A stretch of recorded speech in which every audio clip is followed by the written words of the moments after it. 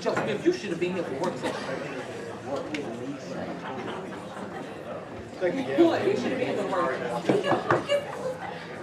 Joe, get that gavel. Get that gavel here and be quiet. I got things to do, and then you playing something about it.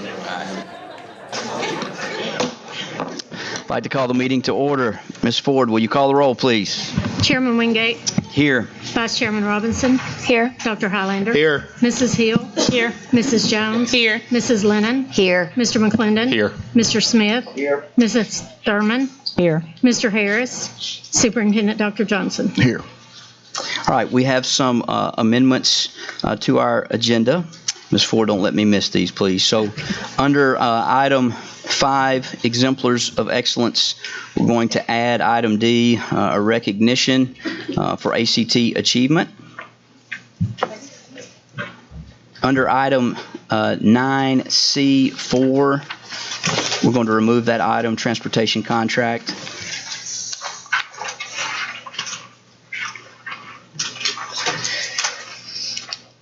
Under the delegate section, we're going to remove Ms. Jeanette Omarkale.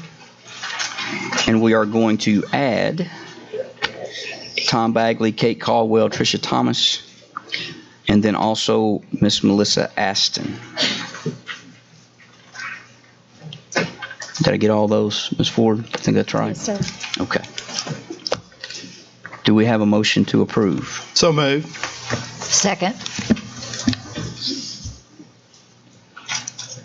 Okay. Dr. Highlander. Yes. Mrs. Hill. Yes. Mrs. Jones. Here, yes. Mrs. Lennon. Yes. Mr. McClendon. Yes. Mrs. Robinson. Yes. Mr. Smith. Yes. Mrs. Thurman. Yes. Chairman Wingate. Yes. We will now have our pledge and meditation provided by Ms. Jill Evans, principal of Rivermont Elementary School.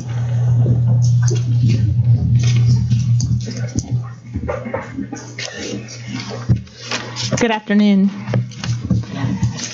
Ashton is going to lead us.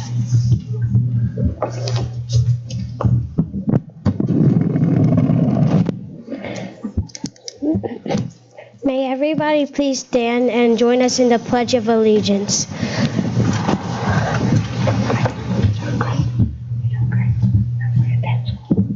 Attention, salute, pledge.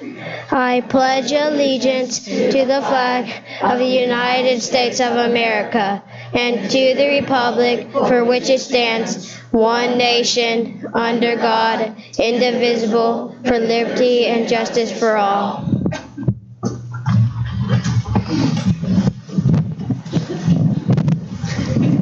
So when I was deciding on what to do today, I thought about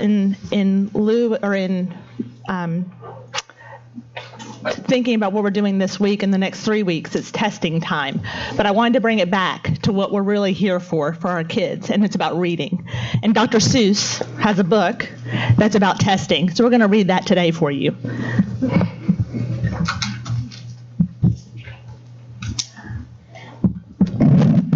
I've always lived in Dinkerville. My friends all live here too. We go to Diffendorf School. We're happy that we do.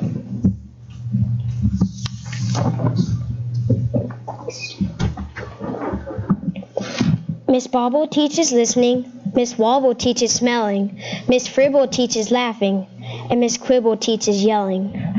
Miss Twining teaches tying knots and neckerchiefs and noodles, and how to tell chrysanthemums from miniature poodles. Miss Vining teaches all the ways a pigeon may be peppered and how to put a saddle on a lizard or a leopard.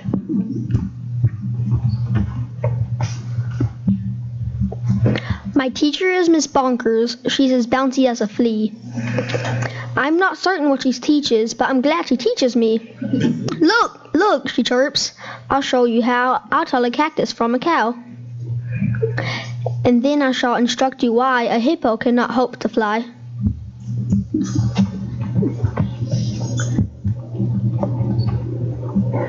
We also have a principal. His name is Mr. Lowe. He is the very saddest man that any of us know. He mumbles, "Are they learning this and that and such and such?" His face is wrinkled as a prune from worrying so much.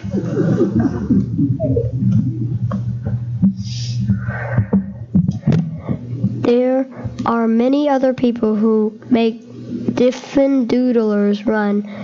They are eternally amazing. I love every single one. Our nurse, Miss Caudle, knows what to do when we've got a sniffle or the flu.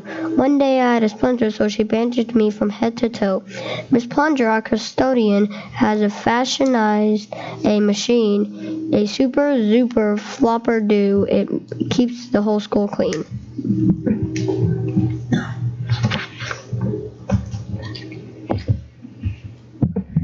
Our music teacher, Mr. Fox, makes bagpipes out of straws and socks. Our art instructor, Mr. Breeze, paints pictures hanging by his knees.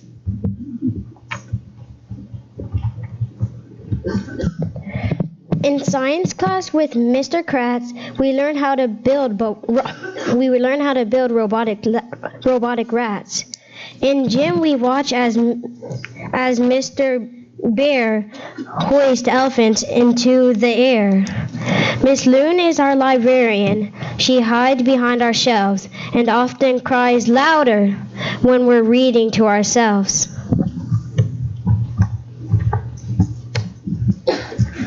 We have 3 cooks, all named McMunch, who happily prepare our lunch. They make us hot dogs, beans, and fries, plus things we do not recognize. And as they cook, they sing their song, not too short and not too long. Roast and toast and slice and dice, cooking lunch is oh so nice. We were eating concoctions, telling jokes, and making noise when Mr. Lowe appeared and howled, "Attention, boys and girls! All schools from miles and miles around must take a special test to see who's learning such and such, to see which school is the best." Miss Bonker rose. "Don't fret," she said. "We've learned all things you need to pass the test, and many more. I'm certain you'll succeed. We've taught you that the earth is round, that red and white make pink, and something else that matters more. We've taught you how to think." "I hope you're right," signed Mr. Lowe. He shed another tear. "The test is in 10 minutes, and you're taking it right here."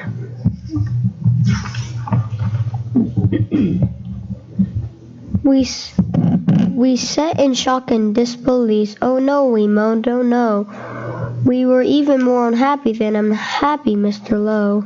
But then the test was handed out. "Yahoo!" we yelled, "Yahoo!"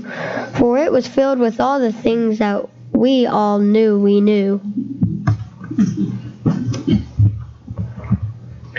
1 week later, after recess, Mr. Lowe mentored in. We'd never seen him smile before, but now he wore a grin. He soon began to giggle, and his giggle grew by half, and then it really happened. Mr. Lowe began to laugh. "You've saved our school, you've saved our school," he jubilantly roared. We got the very highest score," he wrote on the board.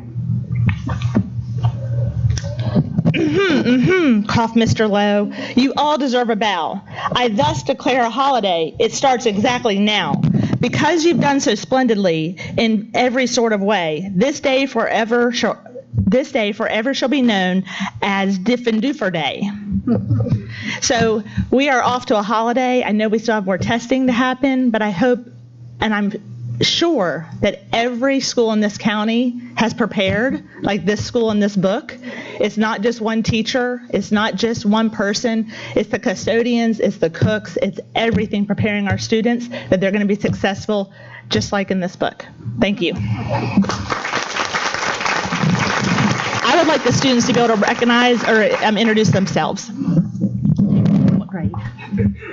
My name is Elijah York, and I am 3rd grade. My name is Brody Woody, and I'm in 4th grade. My name is Kylie Martin. I am in 4th grade. My name is Max McClure, and I'm in 4th grade.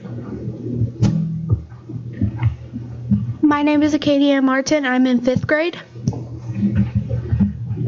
My name is Ashton Biggs, and I'm in 5th grade. Thank you for letting us represent today.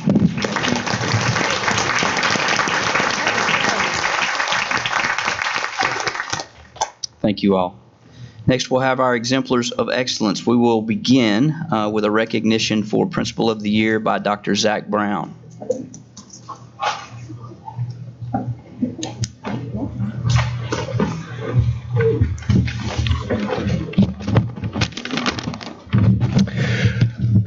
Chairman Wingate, members of the board, Superintendent Johnson, we are pleased to recognize Dr. Leandria Ware, Executive Principal at the Howard School. Dr. Ware returned to our alma mater as interim principal at the end of 17-18 school year. By evidence of her exemplary leadership, she ends this school year having been chosen as Hamilton County Schools Principal of the Year.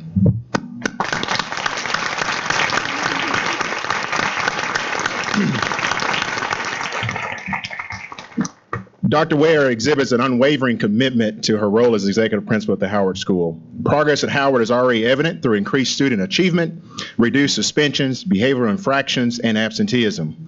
With her guidance and direction, innovative programs at the Howard are excelling and contributing to enrichment of both the student body and faculty members. Dr. Ware will advance in the Tennessee Principal of the Year program in search of the best principal in the state of Tennessee. Finalists for the state honor for this year will be selected by July, with the winners announced in the fall. So on behalf of Hamilton County Schools, we would like to present Dr. Ware with this plaque, which reads, Hamilton County Schools Principal of the Year 2019, presented to Dr. Leandria Ware in recognition of your outstanding professionalism, high expectations, and leadership. You have made a significant impact on the lives of young people in your school community, to our professional community, and to the broader community. You are making a difference. Congratulations.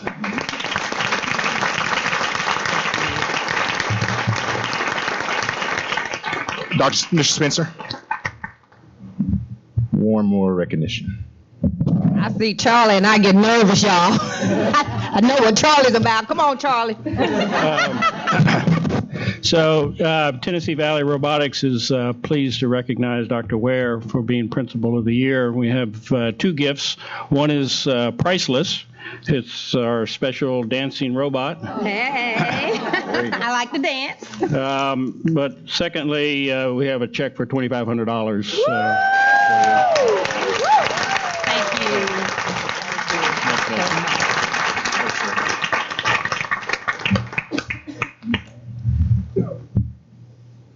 Thank you. Dr. Ware, please come up here and let us congratulate you. Let us shake your hand. Well, just quickly, I will say, one of my most favorite quotes by Dr. Martin Luther King Jr. is, an individual has not started living until he and she can rise above the narrow confines of individualistic concerns to the broader concerns of all humanity. And I will say, when the calling came upon my life to serve my alma mater at Howard High School, any of you ought to read the Bible. I'm going to be honest. I ran like Jonah and I fought like Jacob. But I knew, not because I didn't want to go serve the most amazing school there is, but because I know me, and it's easy for me to give 80 hours a week and keep going. But when I tell you this has been the most rewarding experience in my career, my 25 years at Hamilton County, thank you for giving me the privilege to be able to, and the honor to serve Howard School. Thank you.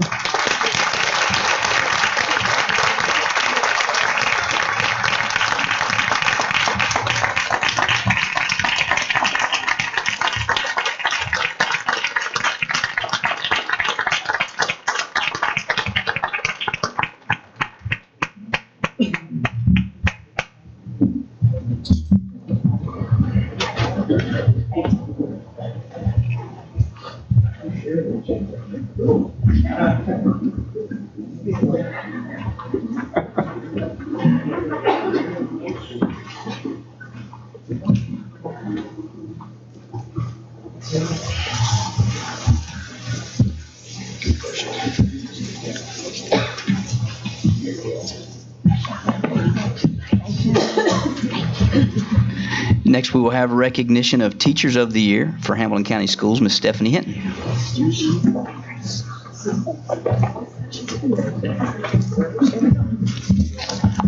Good afternoon. Chairman Wingate, Dr. Johnson, and board members. We have 3 teachers to recognize tonight, and we'll move on with that. So we'll start with Kristen Robertson. Kristen, where are you? I'm right here. Okay. Is your principal here? Yes. You want to come up, Shane? Okay, fine. So let me tell you about Kristen is a 9th grade English teacher at Signal Mountain Middle High School, and she has been at that school since 2013. She has also taught 8th grade language arts and previously taught at Soddy Daisy High School. She serves as a personal project instructor, working with 25 students each year to complete their culminating personal project for the International Baccalaureate Middle Years program. So I'm not going to read all that. There's a lot to read here.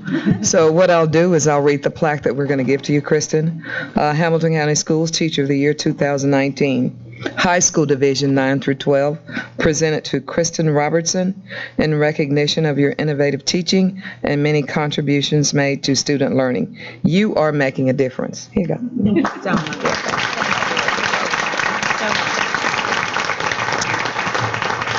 So we have Pete Wilson, who has something for you, followed by Charlie.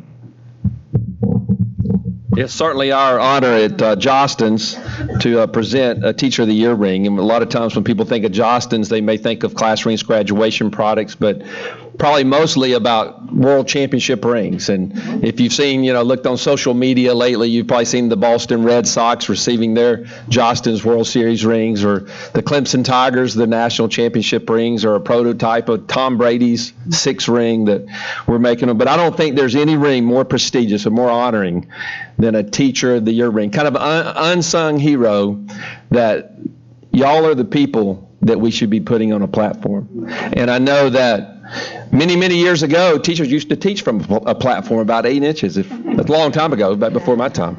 And that's where y'all belong. And it's certainly an honor on our part, our company's part, to be able to present each of you a Teacher of the Year ring. Congratulations. Thank you so much.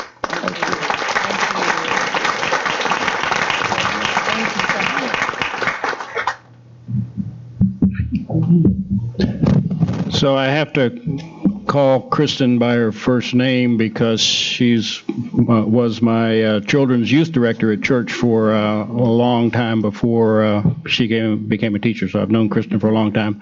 And again, we have 2 gifts. One is priceless, and the other is just very mundane, $2,500 on behalf of.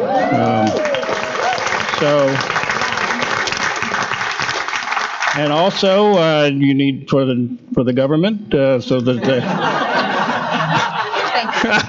need you to fill that out so that everyone gets their fair share.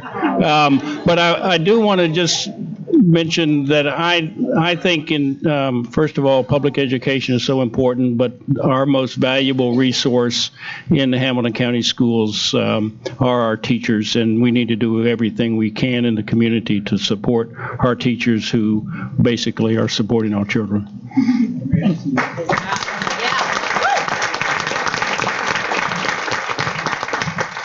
So we'll move on to our middle school teacher.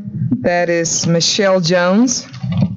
Michelle Jones has taught 5th grade at Middle Valley Elementary since beginning her teaching career in 2007. She's been a math and literacy teacher since 2016. And your plaque reads the same thing, but I'll just do the honor.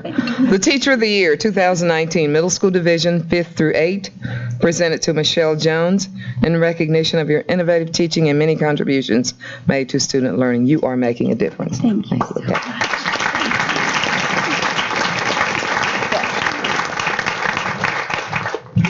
And may I present your, I want to make sure I give you the right one. Congratulations on behalf of Josh. Thank you so much. Thank you. Thank you.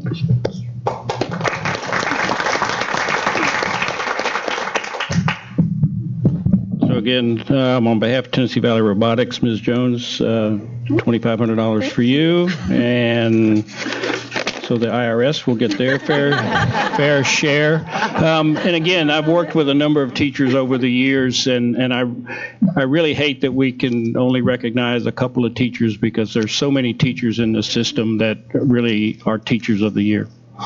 Agree completely. Thank you.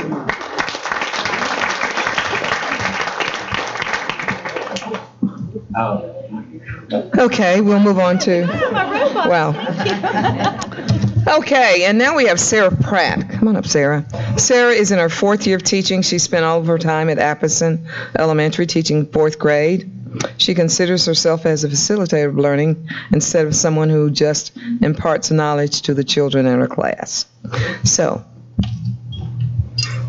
one more time. Teacher of the Year 2019 Elementary Division K4 presented to Sarah Pratt in recognition of your innovative teaching and many contributions made to student learning. You are making a difference.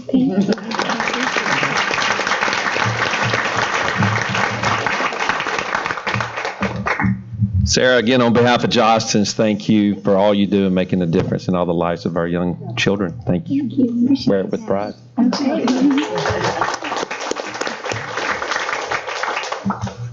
Again, here's your priceless gift, and $2,500 for you and your W-9 form. Would you all please come forward? Let us congratulate you.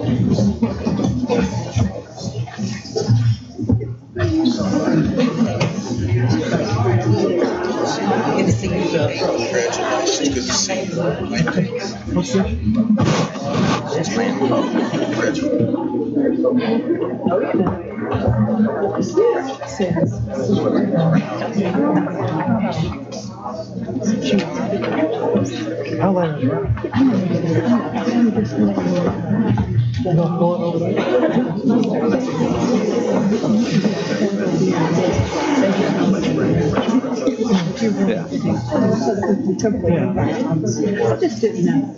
Oh, I just didn't want to make sure it was on full.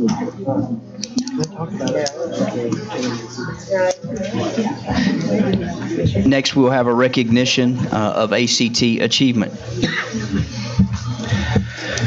Thank you, Chairman Wingate. If I could get Caroline Cornett, Max Burke, and Jack Poss to please come forward if you're here with us tonight. They're not here.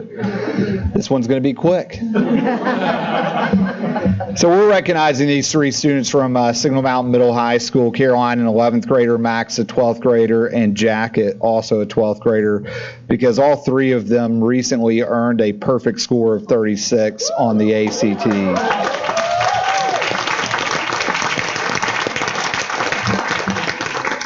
So just a little stat for you. On average, less than 0.1% of students who take the ACT score a 36. So it's a pretty amazing accomplishment for one person to do it, but for 3 kids from the same school to do it's amazing. So this time I'll congratulate Dr. Shane Harwood for the amazing job he's doing.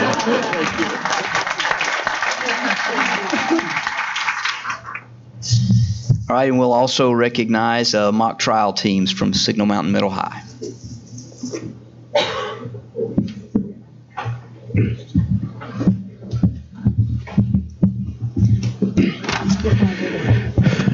Mr. Chairman, Dr. Johnson, members of the board, it is my great honor to introduce to you tonight 2 mock trial teams from Signal Mountain Middle High School.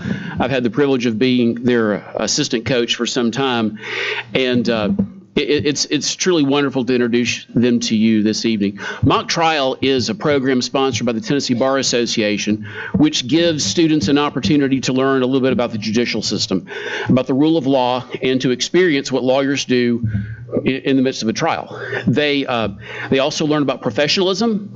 They learn how to disagree without being disagreeable. And at the end of the entire process, some folks decide that they want to go to law school, and some folks decide, you know what, that's the last thing we want to do. But they really get steeped in the entire process. Starting in September or October, they start working with us to learn the rules of evidence.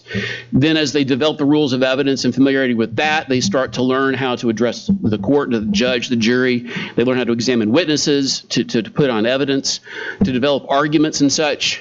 And then once they get their feet underneath them, they get a mock trial packet from the state TBA that consists of witness statements and evidence and other information. They start working through that material, all in advance of the mock trial tournaments that occur across the state. There's 16 regions in Tennessee, and Signal Mountain has been able to claim the victory in the southeastern Tennessee region for the last 3 years.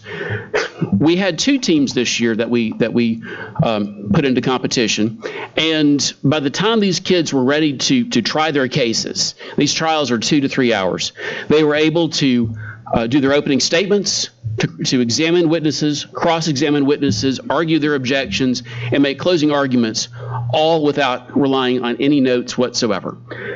So I'd like to introduce to you our first team, Signal Mountain Red. And if I could get Shane Harwood to come up here. And this is my lovely assistant, my wife Karen, who is going to, y'all know parents are invested in this too, right? So I'm going to call up the Signal Mountain Red team first. These are our underclassmen. These are mostly freshmen and sophomores. They really hadn't done this before. So folks, if you come up and stand over here, I'm going to call your name.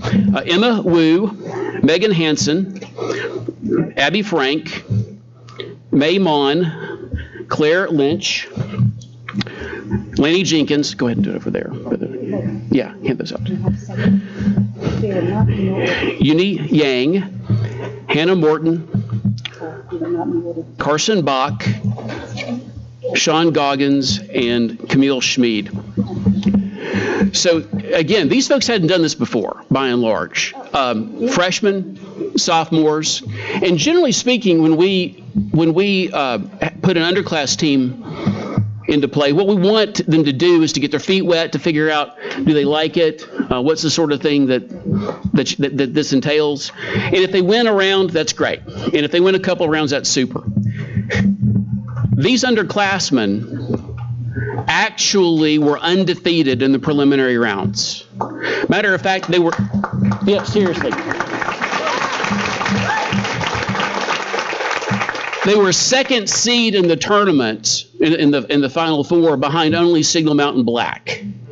And to get there, they beat a really good Macaulay team, a really good GPS team, and in the final round, they lost by the narrowest of margins to a homeschool team.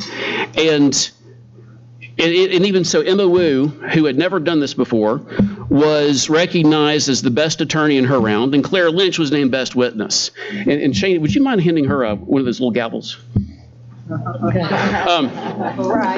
So, yeah, Emma. And Claire. So anyway, so that's the underclass team. Well, the upper class team, Signal Mountain Black, which consists of Ethan Fell. Ethan, I know you're here. By the way, while Ethan comes up, you're going to hear Ethan's name a lot. Ethan is the governor-elect for the Tennessee Youth in Government for the state of Tennessee. Afterwards, you can ask him what he thinks about vouchers. Also, Tareem Hussein. Why don't you go? Yeah. Tareem Hussein, Luke Whitney, Jack Poss, Ryan McGregor, Camilla Mincy, David Cornea, Caroline Cornett, Meredith Bennett, Maggie Miller, George Andrescu, and Max Burke. Now, a lot of these folks aren't here because these folks are also student athletes. And a lot of the folks that are just listed are playing soccer this evening against East Hamilton in what's one of the biggest games of the year.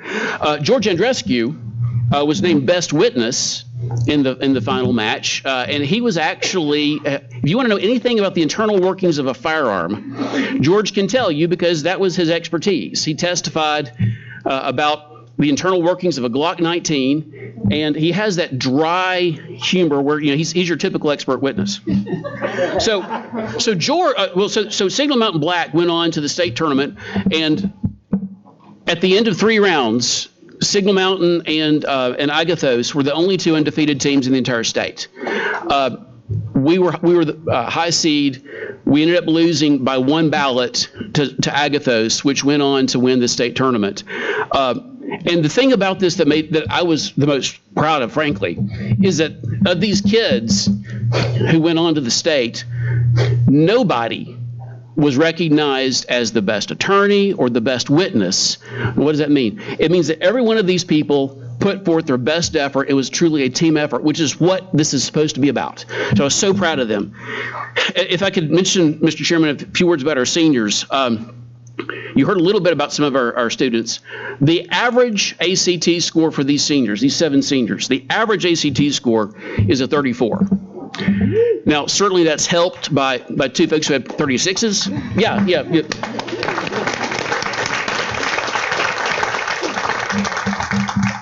But we also had a 35 and a couple of 34s in there, so everyone's pulling their own weight. All are college-bound. George Andrescu is headed to Washington University in St. Louis. He's president of the National Honor Society at Signal Mountain. Meredith Bennett is headed to Sanford, where she is going to do mock trial and participate in band, and she may or may not have a future working with a small firm in Chattanooga. Max Burke, who got a 36 on the ACT, I thought was going to Duke, but he's in fact going to UC Berkeley, isn't he? Right? David Cornea is going to Vanderbilt. Ryan McGregor is going to Tulsa. Jack Poss, I think he's going to Dartmouth, right? Is that right? Go like this. Yeah, I think he's going to Dartmouth or Duke. He got a 36. And Luke Whitney's going to my alma mater, Wake Forest, where I hope he does mock trial. So proud of these kids. Watching them mature, it's amazing. And watch them work where I work, my job's in jeopardy. Finally, Mr. Chairman, I would like to extend special thanks to a gentleman who's not here, Charlie Poss, who he's at the soccer tournament. He's been the coach for Signal Mountain for many, many, many years. Tim Hensley, this is a guy you got to give the I Am Hamilton shirt to. He has dedicated hours and hours and hours of his time to this program, and I think we can all agree without him, we wouldn't be here, right? Mr. Chairman, thank you for your time. Thank you. Come forward, guys. Let us congratulate you.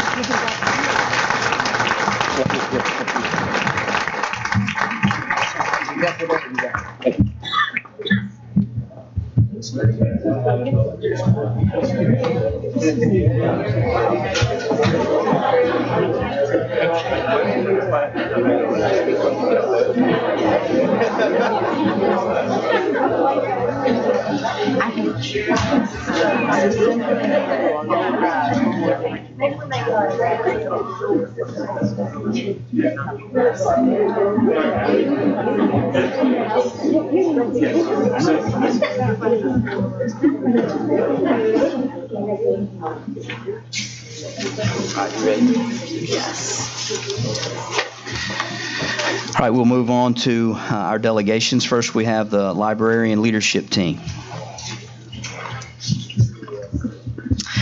Okay, before you start, let me just read something off for you. Okay. All right. Thank you for your interest in addressing the Hamilton County Board of Education. During your presentation, please address the board as a whole, not individual board members or administrators. Okay. Also, do not present complaints or concerns you have about an individual employee of the school system. If you wish to voice those complaints or concerns, you should contact central office and ask for a meeting with the superintendent. If you're criticizing an individual employee, I'll interrupt you and ask you to refrain. If you continue to criticize individual employees, or if your remarks are in error or are becoming repetitive, I may interrupt you and ask you to sit down. I'll start my clock for 5 minutes, and I'll give you a 1-minute warning. All right, sounds good. Members of the board, we are the library leadership team representing your librarians. We have come today to celebrate, it's a reoccurring theme, School Library Month by sharing many of our outstanding experiences happening in our libraries every day. Your librarians are productive leaders within their schools and throughout the district.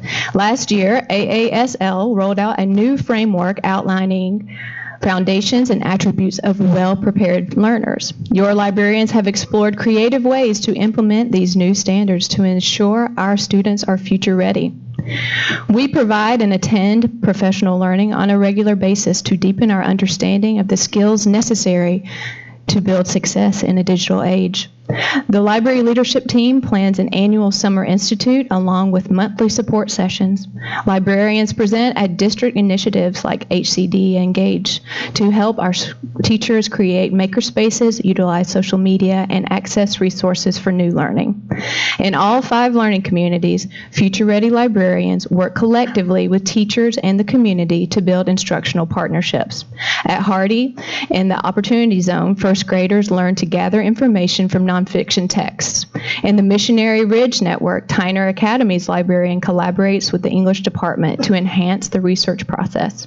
In the North River community, McConnell students compare and contrast animals, and Middle Valley students estimate their height to reinforce science and math standards.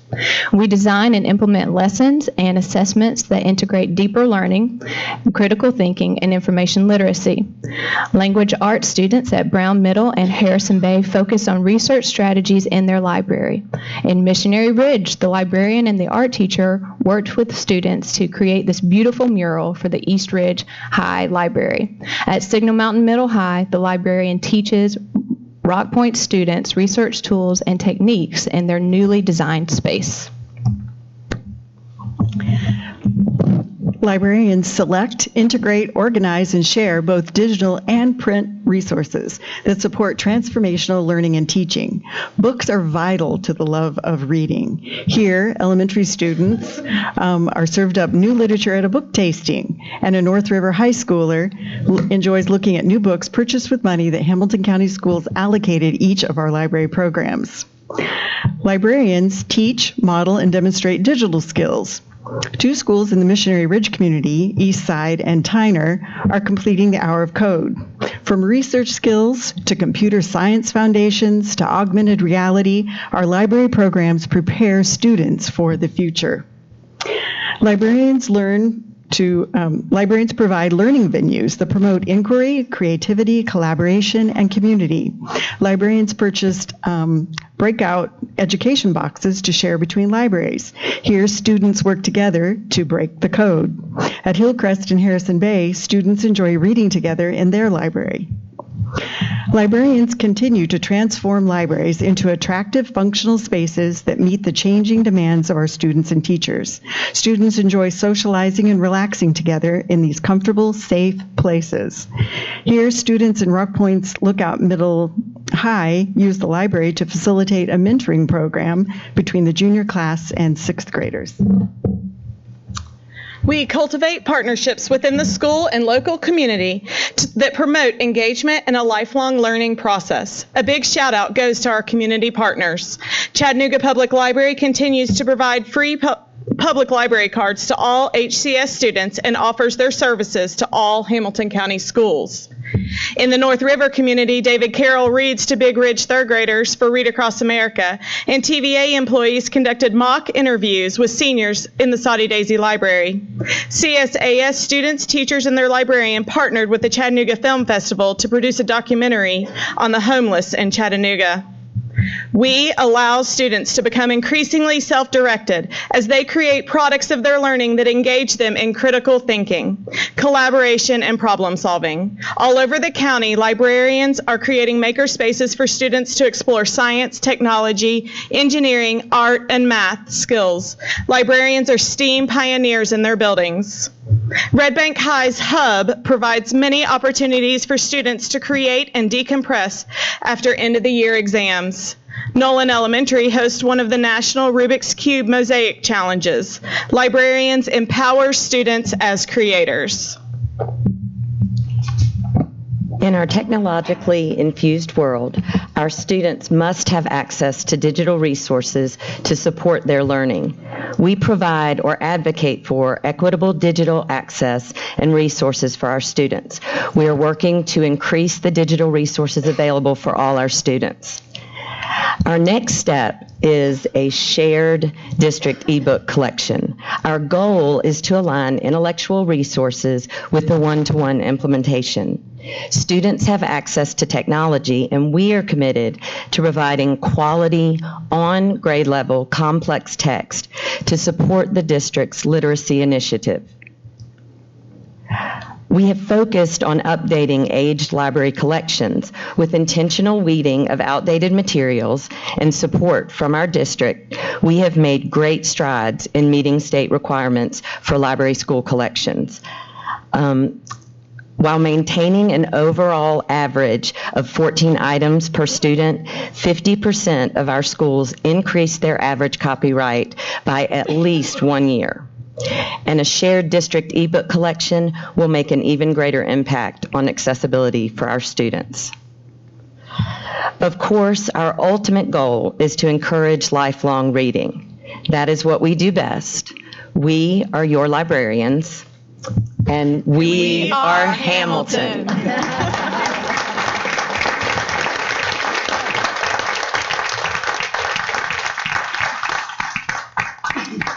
Thank you. Next, we'll have Ms. Linda Rudder.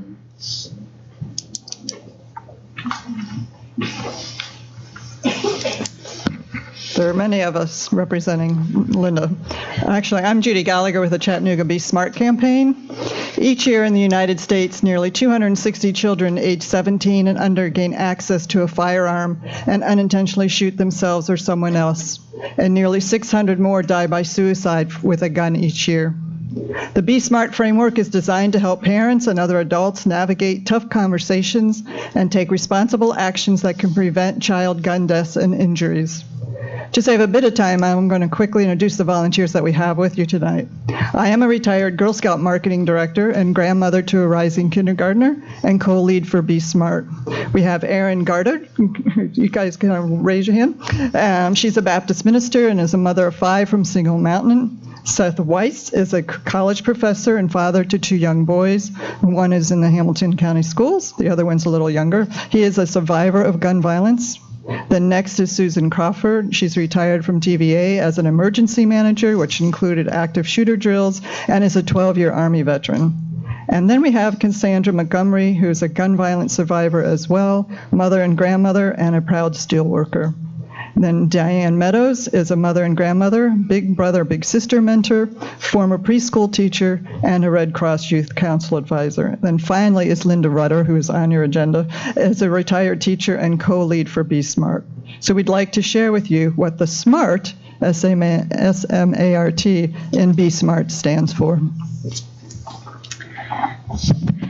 S, secure all guns in homes and vehicles. 13 million households with children contain at least one gun.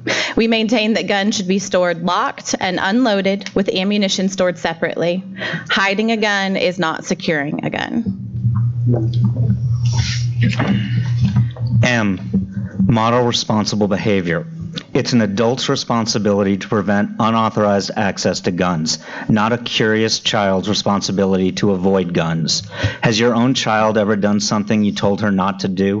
While every law-abiding adult has the right to decide whether or not to have a gun at home, you can't rely on a curious kid not to find a gun. A, ask about unsecured guns in other homes.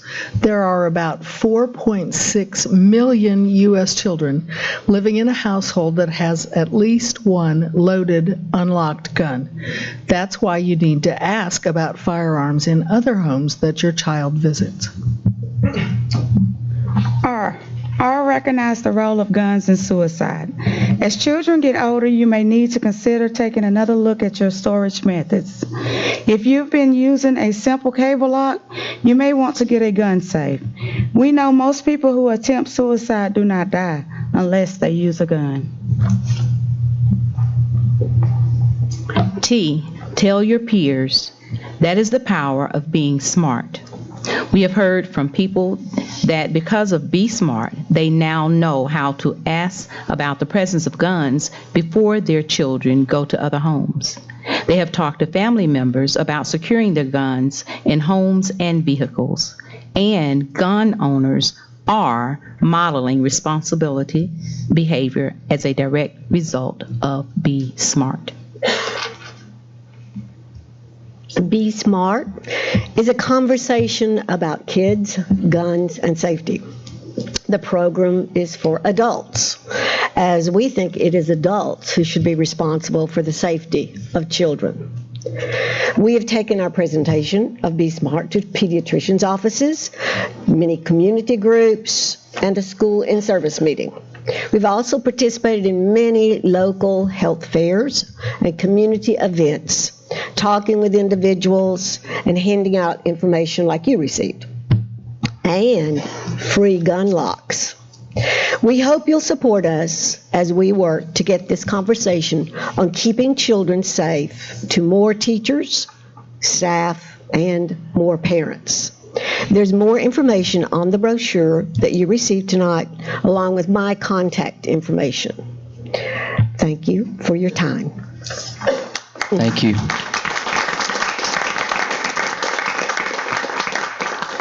Next, we will have Mr. Tom Bagley, Kate Caldwell, Tricia Thomas.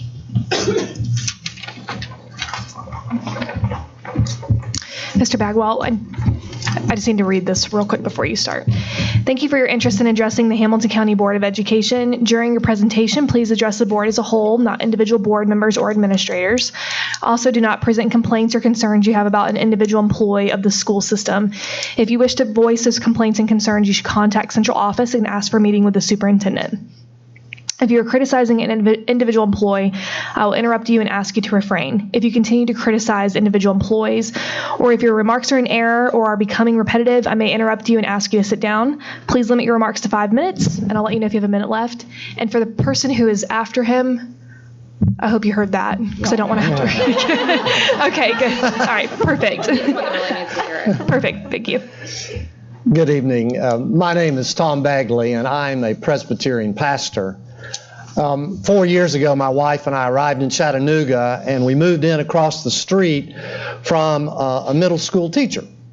And this guy was energetic, he was young, he was bright, he was engaging. He was just the kind of teacher that I wanted the kids in our neighborhood to be able to have. So I asked him next time I saw him, I said, "What school do you teach in?" And he mentioned some name I didn't recognize, so I said, "Well, where is that?" And he said, "It's in North Georgia." He said, "I used to work for Hamilton County, but I found out I could make $5,000 more simply by going across the state line." Ooh, that is a story I don't like hearing, and yet it's very, very familiar with our best, our brightest young teachers. I don't believe we're paying them what we need to pay them. I don't think we're providing the resources, the facilities that they need to do a good job. And who is suffering? Well, it's our kids in our neighborhoods. So we talk about Chattanooga being a great city. We talk about wanting to have great schools. We've got to invest in our children. We've got to really be serious about putting money to have great teachers, great resources, and great facilities. Thank you. Good evening, all. My name is Kate Caldwell. I'm here. I am serving currently as a chaplain in a hospital in Chattanooga. I'm also a member of the Quaker community. I'm here because it's springtime, and that means it's coming up on budget season. So I'm here just to advocate that, from my perspective, budgets are moral documents. They speak to our values.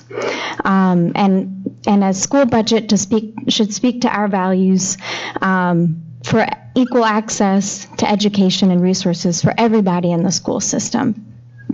All children in Hamilton County deserve to receive a high-quality education, and each school deserves access to resources to adequately meet student needs. So I support this investment as you all are doing. I just encourage you to continue doing that.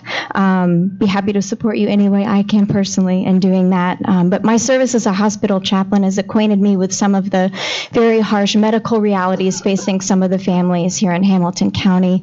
My goal would be that they don't also go to school to experience a crisis there. So making our schools as less stressful as possible when they're there, so that that's a completely supportive environment to the best of our ability as the adults who care for them is my goal, as I share that goal with you. So just here to advocate for putting our money where those values are. And thank you so much for hearing me tonight. Thank you. Hi, my name is Reverend Tricia Dillon Thomas, and I am a pastor at Renaissance Presbyterian Church, which is located in the West Side, as well as a pastor to students at UTC. I want to say before I speak that we are 3 clergy representing a multitude of multi-faith and interfaith clergy. This is a high holy day for many of our clergy who are not able to be here, but I can say I have been to 4 separate organized gatherings with clergy around the school budget. And so let me speak personally. I am a mother to 4 children. I have 1 child in a private preschool attached to my husband's parish that's free for us, which is why we're there. And the others are in 3 separate public schools in Hamilton County. And I can tell you that the difference between the schools each of my children attend is remarkable. And the difference I see between my elementary and middle school children's schools and then those served by the community where my congregation is located in the West Side is incredibly remarkable. The disparity in resources available at each of the schools is stark. It doesn't make sense to me that schools located in poorer areas who are having to address more needs have less resources than those in wealthier areas of Chattanooga. It seems inequitable to me. From maintenance to teacher support to reading interventions to the arts, there are vast disparities in our district schools. And during this budget season, I urge this school board to take seriously the differing needs of the schools in our county and to meaningfully address the discrepancies between schools to close the gap. Thank you for your time. Thank you.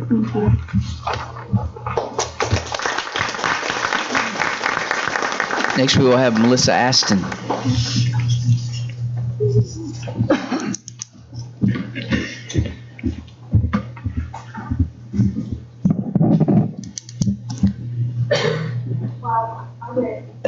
Oh, you meant me. And I was listening. Yes, sounds great. So thank you. Thank you for speaking, allowing me to speak with you this evening. My name is Melissa. I'm a mother of a first grader at Chattanooga School for Arts and Sciences. I am an active parent in my child's school. I'm also an active person in my community. Why I've chosen to speak this evening, and I'm actually just going to read it because I'm too nervous, so I apologize for that. But why I've chosen to speak this evening is because I want our school system to be the best that it can be. I want it to utilize the most up-to-date research when creating and implementing policies. And I want our students to feel safe when they are within the school walls. The code of, which you all know, this is the document that I'm referring to. The Code of Acceptable Behavior and Discipline is a document provided to parents and to students to sign at the beginning of each school year. The document conveys the board supports measures that promote a safe environment where instruction can take place. In this document, corporal punishment, which is physical punishment, is put forth as an option for principals to use within their school. Board Policy 6.3, Code of Behavior and Discipline, sets forth that principals of each school shall be responsible for implementation and administration in his or her school. Thus, the current Code of Acceptable Behavior and Discipline gives principals the options of using physical punishment within their schools, and the board policy supports the discretion of the principals. Corporal punishment is not a method of behavior modification that heightens the feeling of safety for students. It's quite the opposite. When children feel threatened, physically or verbally, their bodies and minds go into fight or flight mode, which is not conducive to learning or positive behavior choices. Dr. Johnson, thank you, Dr. Johnson has publicly stated that he is not in support of the utilization of corporal punishment, which is positive and in line with current research and best practices. Dr. Johnson's stance on corporal punishment has provided some reassurance for concerned parents and students. Yet, we have no assurance about future administrations. I encourage this board to align Hamilton County with decades of research and make official policy against the use of corporal punishment by school staff. In all of the literature, there is no evidence that corporal punishment in schools enhances or promotes learning outcomes or even improves behavior. Various studies show that children who received corporal punishment in schools scored lower on reading, spelling, and math tests, and also had lower receptive vocabulary, executive function, and intrinsic motivation than children who were not in such an environment. Such a policy improvement by the board will be a positive, concrete first step towards evidence-based discipline methods in our school. It will increase parent and student confidence that students' bodies are safe at school, a concern that I've heard from many parents within my social circles. Eliminating corporal punishment also decreases school liability. In recent years, several school systems have faced lawsuits, including Monroe County, Morgan County, both in Tennessee, because a child suffered serious injury during the disciplining process. Not only is removing corporal punishment the right thing to do for our students, it is the right thing to do from the perspective of fiscal responsibility. Last year in Tennessee, both Cheatham and Robertson County school boards joined larger districts like Shelby, Metro Nashville, Williamson, and Murfreesboro city schools in disallowing this practice. When the board's focus returns to policies next month, I urge you to remove corporal punishment from the Code of Acceptable Behavior and Discipline document and consider formally amending Policy 6.3, Code of Behavior and Discipline. Let's move forward. Let's move towards the discipline approaches that have been proven to work and get outcomes we want: more engaged, self-regulating, and successful students. Thank you.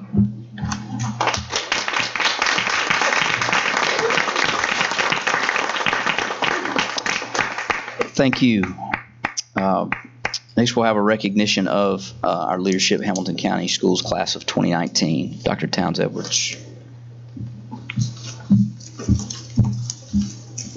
Good evening. Thank you, Chairman Wingate, and to the Hamilton County Board of Education and Dr. Johnson. It is my pleasure to come to you tonight to talk about the graduation of our inaugural cohort of Leadership Hamilton County Schools. When Dr. Johnson first had this vision, which I think he admits that he shamelessly stole this idea from his very accomplished wife, who had launched this program at his former district, we knew it was something that was aligned with our Future Ready 2023 plan under our Engaged Community Focus area. So we set forth a nomination process, and fortunately we had 16 community leaders who applied and were accepted to Leadership Hamilton County Schools, and went through sessions that launched last October. We engaged them in deeply understanding the Future Ready 2023 plan. They were able to experience our school district as they went to Orchard Knob Middle, Red Bank High, Soddy Middle School, Apison Elementary, and Howard High School, as well as shadowing as a principal for a day at multiple schools around the district, which I think was transformational for both the leaders and our Leadership Hamilton County Schools cohort. So tonight we have 7, I believe, of the first class who are here for recognition, but like any good graduation, we nominated a couple of graduation speakers. So I would first like to introduce Mr. Jeff Ramsey, if you could come forward, to give a couple of words, and then we'll have Ms. Molly Blankenship, and then we will call and acknowledge all of our graduates who are here with us tonight. Mr. Ramsey. Hello, good evening. Thank you for having me here. I was honored to be a part of the 2019 leadership program, and I'm terrified of microphones, so please forgive me if I stammer through my words. I don't have children, so I don't have much knowledge of public education other than my public education in Clinton, Tennessee, growing up. And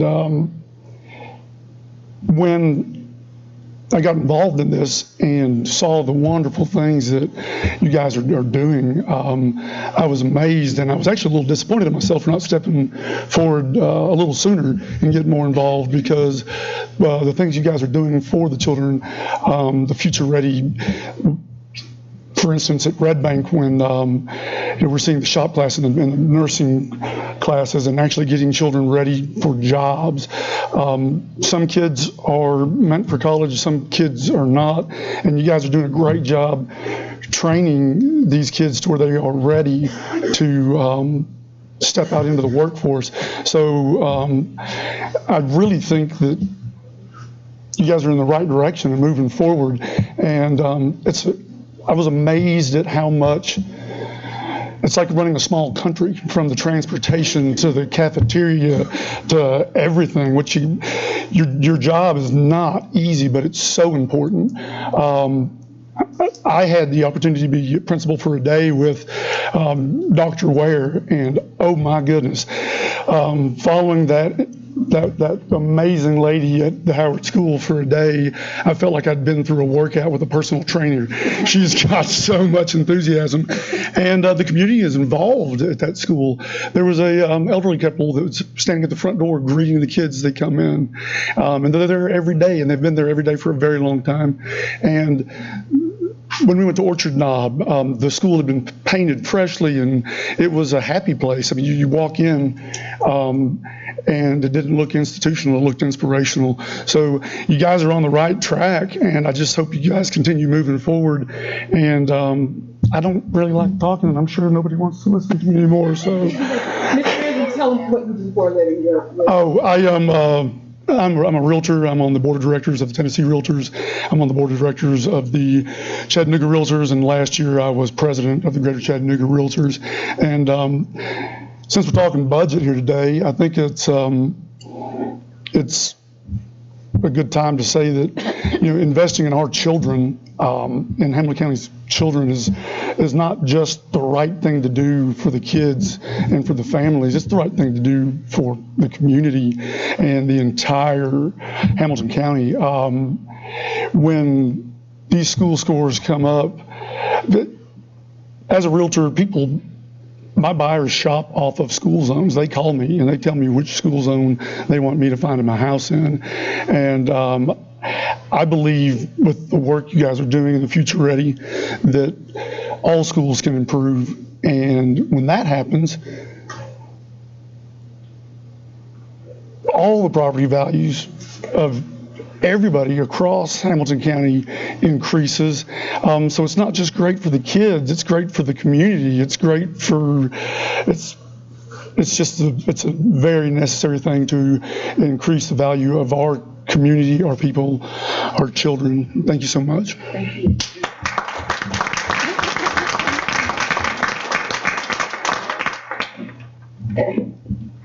Good evening, Chairman Wingate. Thank you for the opportunity. My name is Molly Blankenship. I'm Vice President of Talent Initiatives at the Chattanooga Chamber. I will be brief because my child has displayed an unbelievable level of self-regulation this evening, and in all things, nothing lasts. So I had the privilege of participating in Leadership Hamilton County Schools, and so first of all, thank you for the opportunity. I had the privilege of shadowing Dr. Harwood at Signal Mountain, and also seeing the work that's happening in schools all across the district, including the work led by Tiffany Urban at Orchard Knob, Dr. Ware at Howard, and it was just a fantastic experience. And I can say that on behalf of the business community who I interface with daily, we so greatly appreciate Dr. Johnson's commitment and this board's commitment and this administration's commitment to leaning in, and this engaged community piece is really important to us as we think about what our community is going to need moving forward. So thank you for that. And as I was thinking about what I would say, I thought I would just tell you that I did make my Hamilton County promise. I am a slow learner, so I took it with me out of the State of the City or State of the Schools address a couple months back. But my commitment and the Chamber's commitment and the business community's commitment is to continue to lean into, and that you can count on us to support public schools and be what you need us to be as a partner. So thank you for the opportunity and for your leadership. And with that, I'm taking care of this one. Thanks. And let me recognize the other members of their graduating class who are here tonight. Pastor Troy Brand.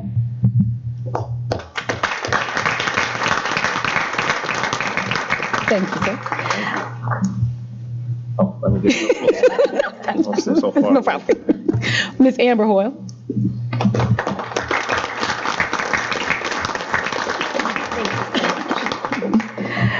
Kristen Pavlik McCauley.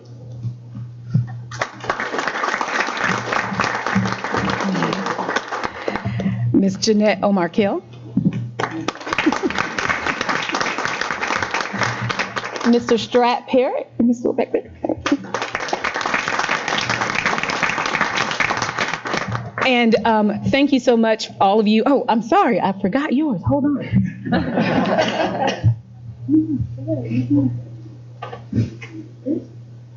Okay, so much. And Mr. Joshua Snyder. Thank you. Thank you so much.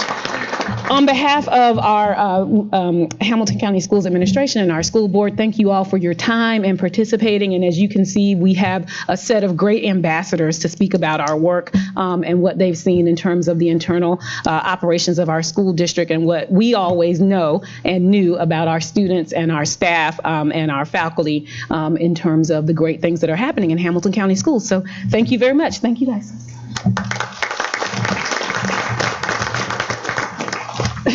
We will now have a Future Ready 2023 update. Dr. Justin Robertson. Thank you, Chairman Wingate, members of the board, Dr. Johnson. So about this time last year, we were going through some pretty significant changes in my department. Used to be known as curriculum and instruction. Now we talk about teaching and learning and school leadership. One of the biggest changes that we focused on was this idea of accelerating student achievement. And of course, this is aligned to the vision of the school board and aligned to the vision of Dr. Johnson. I want to take you back to a slide that I shared with you about this time last year. We really feel like this idea of focus is what is going to move schools forward. Every one of our schools has an action plan, and that action plan is tied to the ideas of Future Ready 2023. And ultimately, when you have a school board that has a vision, when the district has a vision, and then school level administrative teams and teachers have a vision, that's going to lead to student success. We've shared this slide a number of times, and again, it deals with focus, but it really addresses what we believe is the core of our instructional intent and our strategies across the district, the idea of deeply understanding state standards. We committed to setting clear learning targets across the board at the beginning of this year. We've grown in that tremendously. We went from basically a point of compliance in August and September to now where we're really digging into standards to make sure those clear learning targets are aligned and that there are checks for understandings within those clear learning targets. Obviously, we're committed to instructional best practices and really leaning into this idea of collaborative teams. When you look down and you see that QFIC, you're wondering, what does that mean? We talk about this all the time, and it goes back to our commitment to balanced leadership. But we believe that if we can implement this across the board with quality, with fidelity, with intensity, and with consistency, our schools are going to be successful. This is not a magic trick. It's not something that's really that novel. But it does take quality, it does take fidelity, it does take intensity, and it does certainly require consistency. So I'm going to lean into the third key strategy tonight, building rigorous and aligned assessments. I think it was in August of last year, we brought the idea of benchmarking to you, and this was not necessarily a popular idea across the district, but it's one that we were very committed to and one that we feel like was extremely important. I shared this slide with you at that time that talked about why we needed to benchmark students, but I'm going to share a bullet that I heard from one of our teaching and learning directors about a month ago that I shared across this community, and I'll share it with you tonight. So when you ask us right now, we're getting into testing season, and if you were to ask me, what do you think about our chances?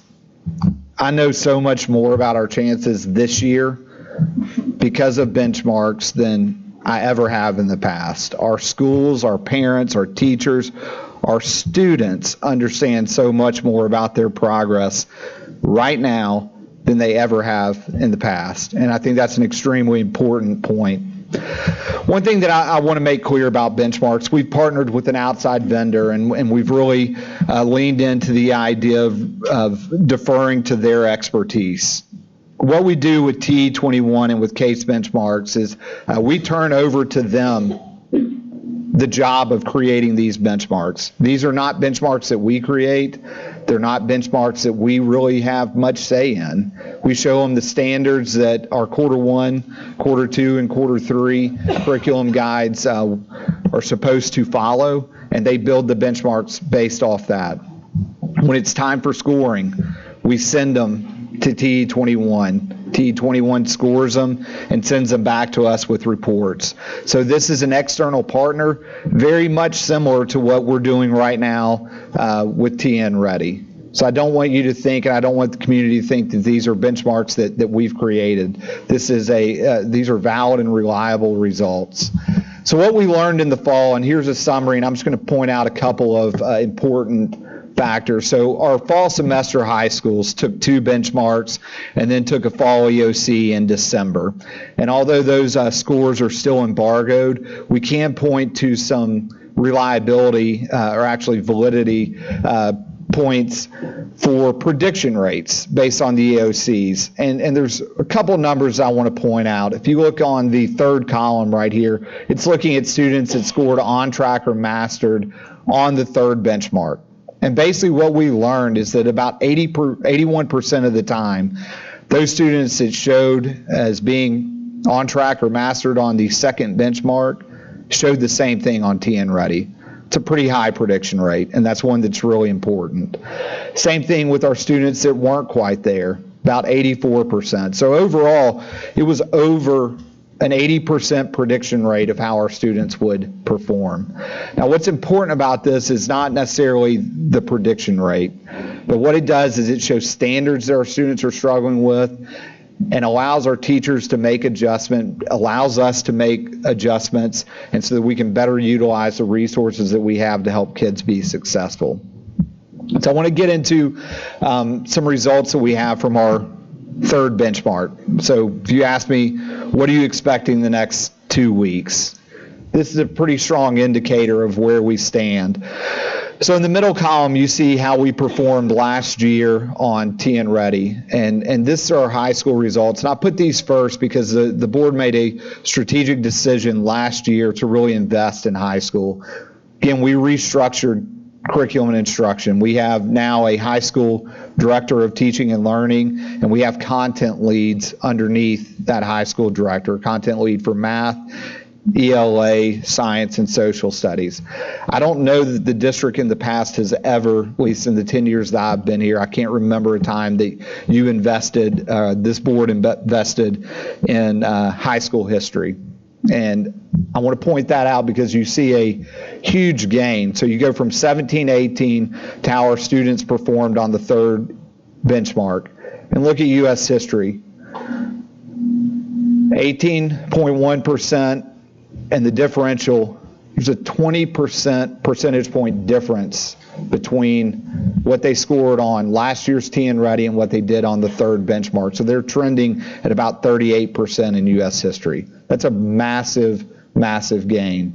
So if you want to look at where we're trending towards our district AMOs, so if you look over here in high school ELA, that's one of the thread strands that will be our accountability is tied to. We're already meeting or trending to meet that AMO. It's a really big deal. And if you look at math, we're just off, about 1.8 percentage points behind. What I want to point out is that third benchmark, we still had time. Students took that right before left for spring break, so we still had 15 days of instruction left.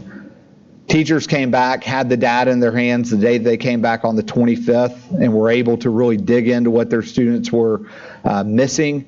And hopefully the last 15 days have been much more intentional than they were in the past. But I think that's some pretty impressive data.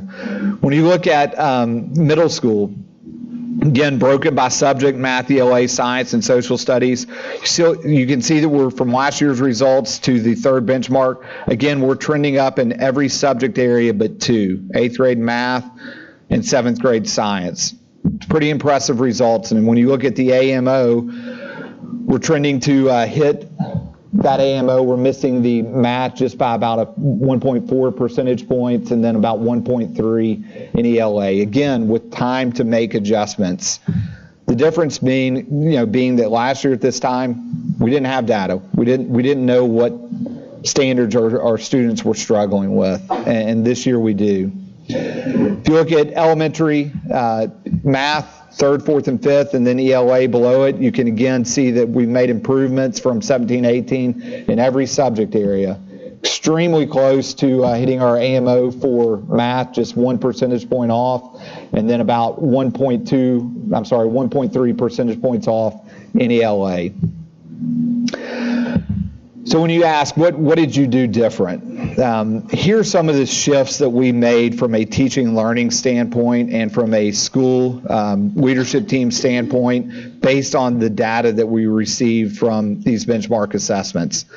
Now, I'm not going to read through every one of them, but I want to point out several that I feel like have been really, really helpful. The targeted coaching, supports, and data dives. So our teaching and learning team really dug in and looked at the standards analysis report to determine what standards are we missing across the board, where are we struggling across the board as a district, and made some adjustments and recommendations based off those data dives. Also want to look at the second to last bullet.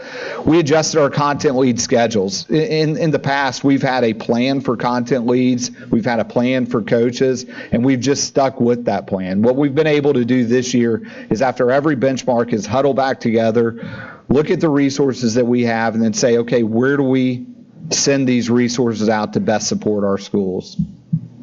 I know data dives is probably you're wondering, what is that? This is what it looks like. So this is our 3rd grade ELA team sent this out after the 3rd benchmark. If you see the first column, looked at trends across standards. What standards were we struggling with in 3rd grade? All right, what does that actually look like? What are the specific skills that students will be required to show proficiency in on the test? Here are the resources that are available to you, and this is what teaching and learning is going to do to support you as a school. That's a lot of work, but I think it's made a huge difference, and I think we're going to show how this has really supported schools moving forward. Not just 3rd grade ELA, this is just the example that I pulled, but this is what a data dive looks like. Here's some basically quotes that we sent out that were coming from our content leads from schools, based on the benchmark. And I'm not going to read all of them, but I want to hit the one in the middle. So district-wide says our students are struggling most with poetry, historical, informational text, primary source documents. Want to encourage you to pull in text from both genres as often as possible. So not only do we know standards, but we know specifically what type of questions, what genre, what are we missing, and what support and what recommendations can we give to schools moving forward. This is what I'm most excited about. I'm trying not to overplay this. I want to downplay it as much as possible, but it's really exciting, and it's something that we're proud of as a district. I'm super proud of Stephanie Hinton, the teaching and learning directors, our executive directors across learning communities, our principals, our teachers. This is pretty exciting stuff. So when you look at our Focus 5, there's really 2 main ones that we pulled data from based on the benchmark. If you look at 3rd grade ELA, our baseline last year was 33.7. Our target for 2019 is 36. And our final benchmark, our 3rd graders were at 39.9. It's pretty big. Algebra 1 on track. Baseline again, 22.1. The target for 2019 is 25.2. Final benchmarks at 28.9. That's big. And that really speaks to the work that teaching and learning has done, but more importantly, that our schools have done, our teachers, our kids. This was a second order change, and it was painful. It hurt at times, but I think what you see now is when you get into schools, you hear this as part of their vocabulary, part of their language, part of our culture. So I pulled these out as well. This is part of the annual performance summary and the KPIs that you're holding us accountable to as a teaching and learning team and as a school leadership team. And again, set up the same way. These are our accountability strands. We've got 3 through 5 ELA, 6 through 8, and then high school ELA. Baseline here, target for 2019, and then final benchmark. And you can see that in every single category, we're already hitting our 2019 target, except for the 6 through 8 ELA, which is only 0.3 percentage points off. This is significant progress. And again, I don't want to overplay this because I'm a little bit superstitious, but I'm so much more confident this year in how our students are going to perform, how much prepared we are. When you talk about the use of resources, we do have limited resources, but we have a ton of data this year, and we have a team that's working together. Our resources have been deployed in a very strategic manner, not just a shotgun approach and trying to help everybody, but really strategically. And we couldn't have done it without these benchmarks. You guys have any questions about where we stand and what we can expect moving forward? Ms. Lennon. Thank you. This is awesome. This is probably the best news I think I've heard in a long time. I know this has been extremely hard. Yes. And I know that the teachers have worked diligently, and anytime you have a change, I appreciate their hard work, and I know that they've stuck to the plan.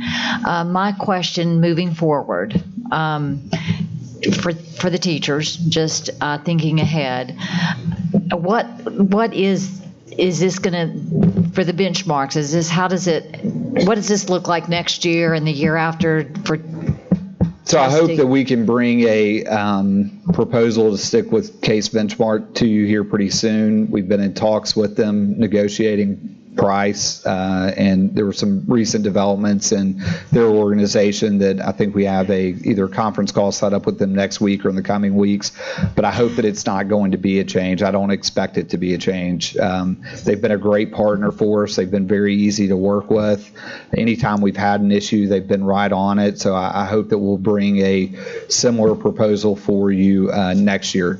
Now, Ms. Lennon, what I will say is we've learned a lot internally about some adjustments that we can make in terms of testing windows, especially with our universal screeners and RTI. There's some adjustments that we can make so that we're not cramming. For example, the Christmas period for elementary was extremely busy, and we've already looked at that calendar, and we'll make some adjustments and some recommendations so that it doesn't seem so crammed and so rushed. First year we were doing it, first year teachers were doing it, so we are for sure going to make some calendar adjustments. And that was my next question, is getting the input from the teachers to find out, how they feel about it. I think the learning community teacher networks have been huge this year. I think that's been one of the better decisions we made to separate those. I think Dr. Johnson's going to bring that group back at the end of the year as a whole group, but having those in smaller groups has given more teachers the ability to voice and get input, and we've gotten them by learning community, and we've heard a lot of that, throughout the year. Again, it was hard. I think if you asked in September how teachers felt about them, how schools felt about them, they probably would say very different things than they are now. Next year I think will be much smoother because it's not new. It's something that we've done. It's, again, hopefully becoming part of our culture. I applaud all the teachers and you for all this hard work. I think it's fabulous. Thank you. Mrs. Robinson. I certainly echo everything Kathy has said. Great job. Thanks. It's really exciting. I had a thought. You on one of your slides, you showed third grade, like a data point, your data dig. Yes. Okay. So this reminded me of, as a parent, like my son's teacher goes over with me like, hey, here's how you can help him like become a better reader or like understand the content. I was just curious, like, is there any way to take this information that the teachers are using to better improve their practice to then also maybe like create ways that parents can work with their kids at home on those items? Yeah, I think that's a it'd be a whole nother great idea. Step, and one thing that, if you remember last year, we have a learning management system, Canvas, that has the ability to have a parent portal. We haven't stepped too much into that, but there's certainly some potential there. I almost threw up my daughter's report, but I was like, nah, it's getting a little too personal. But there is a lot of information that as we get more comfortable with this and share it out with parents, that we certainly could do that. I think that would be so interesting. And I know that that could probably be someone's full-time job, frankly, because that could be very tough. But, once my son's teacher tells me like, hey, he really needs to better understand what he's reading because he's reading too fast and therefore he's not doing well like on the writing portion of whatever he's doing. Then at home, I work with him and I say like, help me understand what happened in the story. And it just little things like that I think could make parents more engaged in this process, and then they're helping their kids too. So great point. Mrs. Thurman. Yes, I received a letter. You were talking about all the things the kids had to do. This is a second grade teacher, and she wrote, "These are the things that are to be completed in our Monday planning, which should be writing guided reading plans, looking over student assessments, getting a weekly newsletter ready to go home, do the Canvas online training that is required on our own time, complete pages on my student teacher to get to UTC, among the 1,000 other things that teachers do, so that we are prepared for the Tuesday planning that administration will read and correct as we plan. Then I will have all required things to complete during my planning on Wednesday, so that I'm prepared for the mandatory planning with administration on Thursday. We must plan on Tuesday and Thursday with administrators whether it applies to our needs or not. Then we are to have Monday, Wednesday, and Friday planning on our own, which unless you prepare at home, we will spend getting ready for the mandatory planning. One of these planning periods is usually taken with meetings or something imperative. Teachers cannot effectively teach if planning time cannot be used as they see fit." Now that's a second grade teacher, and this has been a friend of mine for 30 years. And she's maxed out. And all this may sound good, but if we are wearing our teachers out with all of these mandatory meetings and all, this is just too much. This is running some of our good teachers, because this one has been a wonderful teacher in Hamilton County for years, and she is ready to go to a private school. So, and I'm afraid this is going to make Ken's job so much harder to keep recruiting teachers if we could keep putting teachers under this kind of pressure. Second grade should not be having to go through all of this. Right. We've heard a lot from elementary teachers, and I didn't mean to smile when you were talking. I looked back at our friends with HCA, because we've been going through MOU and the elementary students. We've been going through this a long time, Right. So and it may sound funny to me, but I tell you what, if you put me under this kind of pressure, I'd throw my scissors down and say, I'm out of here. So I will go dig a ditch or something, because it just gets to be too much for these teachers. So one of the they have families just like we do. They have ball games for their kids at night, just like I do. Like I missed my grandson's ball game tonight, but if I did this every night, I would be ticked off. So there are some changes that we're looking through the MOU to ensure that elementary teachers have more planning. So currently there's a lot of gray area in what that planning time can be, and we're going to bring a proposal to you, I believe is it May? I think it's in May, and what it's going to state is that all elementary teachers should have 2.5 hours of uninterrupted planning time, meaning it's their planning time. Now, anything beyond that could be used for collaborative meetings. It just seems like to me all the meetings. Right, but what we're saying is that time won't be part of a meeting. Now, if a principal can work in more planning time to use meetings, that's great, but the 2.5 hours would be up to the individual teacher's discretion. So what you just read, we've heard a lot from elementary teachers this year, and so some of the changes that we've made and talked with HCA about, we're all on the same page. If we can get 2.5 hours and say, that's your time as a second grade teacher. Now, if you want to have a 30-minute meeting on Tuesday, well, you need to work in more than 2.5 hours of planning time. So we hear you, and that's certainly something that we're addressing. Thank you. One other thing I'd add is that we are several districts that surround us. Most school systems, candidly, in the state of Tennessee, offer some type of early release or half-day planning opportunities for teachers throughout the course of the year. The thing nobody gets enough of is time, and so we want to be intentional about trying to give some more time back. And so one of the things we've been looking at is how to work in some of those opportunities within the calendar to create some more time. Dr. Johnson, I mean, it's okay. You're giving them more time to plan, to do more planning and stuff. I'm worried about when their time is with the kids. If they're doing all this time planning and doing all this time with meeting with administrators and doing all of this paperwork, where do the kids fit into this? I mean, the kids need a personal relationship with their teachers as much as they do anything else. Sure, I just think you're shortchanging the children, even if you give them a 2.5 hour. I mean, that's great, but are the kids getting shortchanged because we're putting them under so much pressure for all of these meetings and all of this paperwork and all of these assessments and all of this stuff? I mean, the kids are what we're here for. I'm sorry, but yeah. So one of the things that I think we all know as a system, and so this isn't pointed at anybody, it's just the reality, is that our school system has been underperforming for some time academically. Candidly speaking, if I'd be very frank, since 2013-14, the school system has not met the state expectation for student academic achievement. Change is hard. This has been a challenging year for everybody because fairly significant academic change, instructional change transpired this year.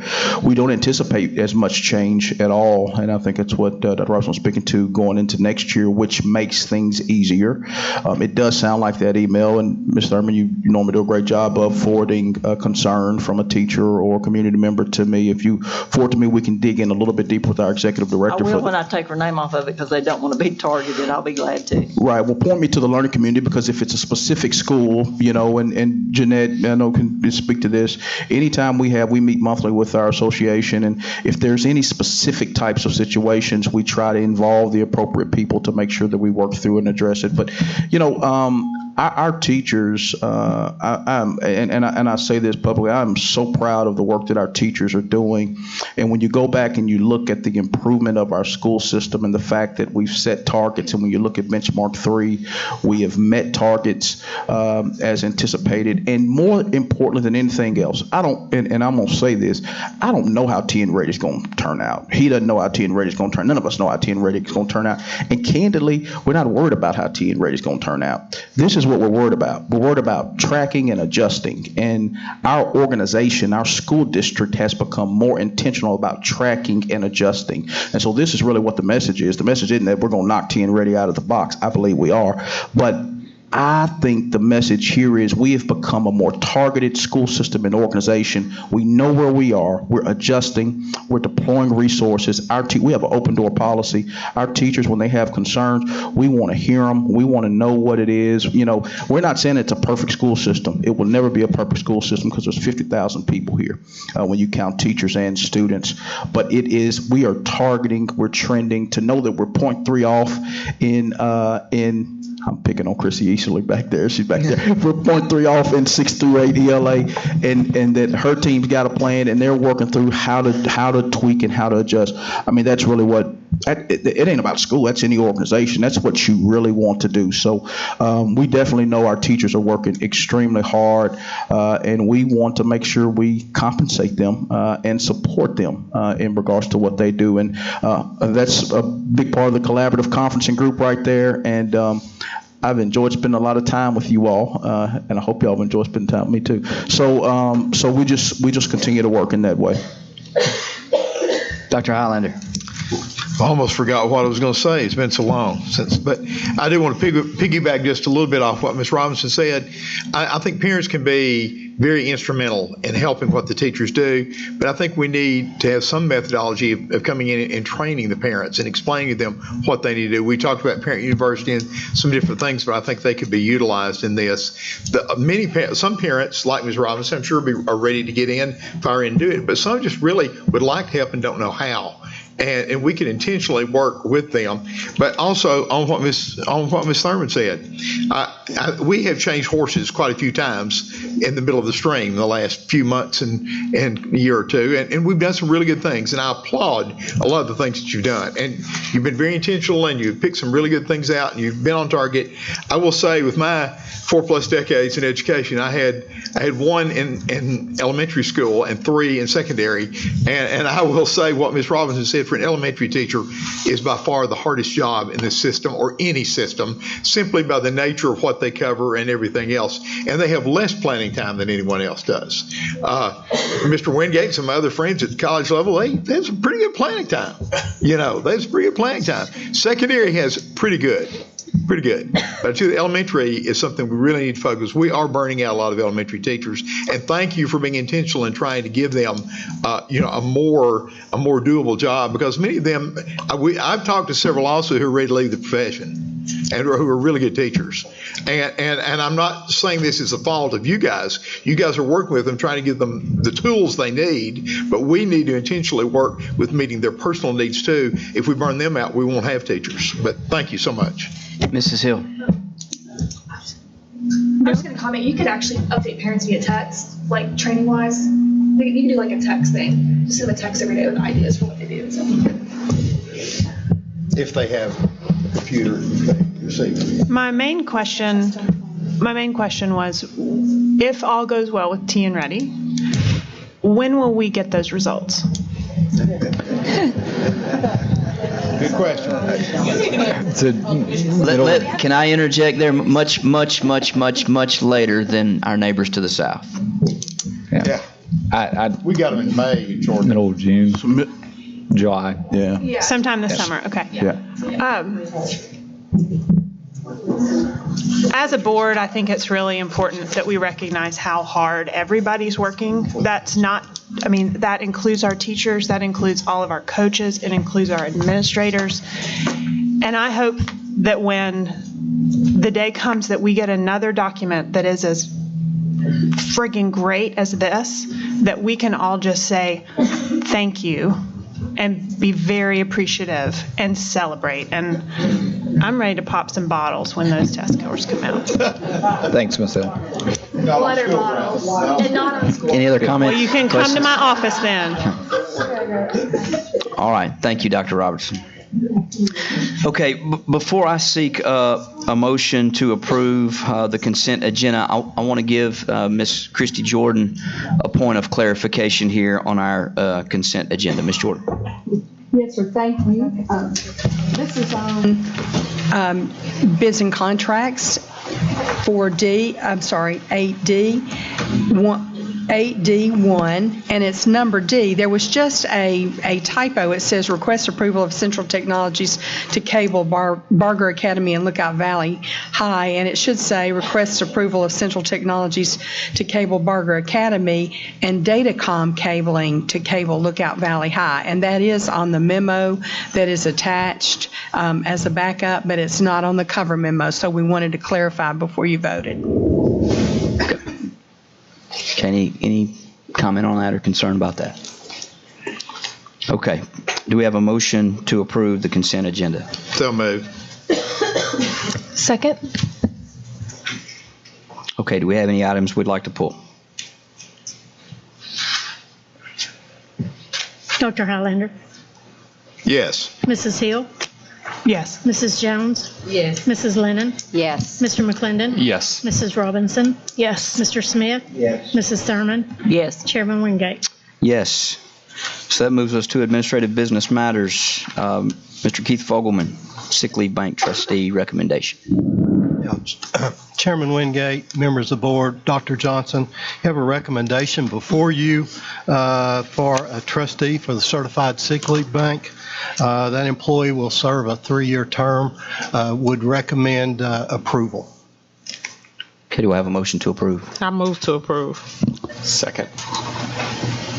Any discussion about that? Okay, Ms. Ford? Dr. Highlander? Yes. Mrs. Hill? Yes. Mrs. Jones? Yes. Mrs. Lennon? Yes. Mr. McClendon? Yes. Mrs. Robinson? Yes. Mr. Smith? Yes. Mrs. Thurman? Yes. Chairman Wingate? Yes. That brings us to the Howard Schools Work-Based Learning Program MOU between the Department of Education and the City of Chattanooga. Dr. Bradshaw. Yes, this request is for the board to approve the MOU between the Hamilton County Board of Education and the City of Chattanooga regarding the Howard School Work-Based Learning. Do I have a motion to approve? So moved. Okay. Any, Mrs. Thurman? Yeah, I just think just for the public information, we talked about this a little bit the other night, but just kind of let the public know exactly what this is. Can you just Yes, give a digest condensed version there? It's a partnership between the City of Chattanooga where they will provide a outreach facilitator to work with the work-based learning students at Howard. They will also provide transportation, that's with CARTA and with our typical transportation. And the city will develop 25 paid part-time positions for internships for our Howard students to help enhance and strengthen the work-based learning program. Okay, I just wanted the public to be able to understand we're just voting on it since we discussed it the other night. Thank you. Mrs. Robinson. Yeah, I'm very excited about this program. I think this is a great example of how we partner with the city, so very excited. I was curious, is this potentially like a pilot to do with our other high schools, or do you expect this to be maybe the only high school that this program is in? Of course, we're interested in expanding, but this is the first, and we'll... If the city had... They haven't expressed it, but we will consider that and reach out to them. Okay. Okay, Ms. Ford. Dr. Highlander? Yes. Mrs. Hill? Yes. Mrs. Jones? Yes. Mrs. Lennon? Yes. Mr. McClendon? Yes. Mrs. Robinson? Yes. Mr. Smith? Yes. Mrs. Thurman? Yes. Chairman Wingate? Yes. Now, tuition rates, Dr. Bradshaw. Yes, sir. Based on the state's formula, the new formula, there's been an increase in out-of-county and out-of-state tuition, and we're asking that we recommend that we increase the rate. Do we have a motion to approve? So moved. Second. Any discussion? Yes, sir. Question, what are those fees now? How will they change? I mean, I know we don't have a lot of control over it, but I'm just curious what they are. Out-of-county proposed tuition increased by $134, while out-of-state proposed tuition increased by $464. Okay, what does that come from what to what?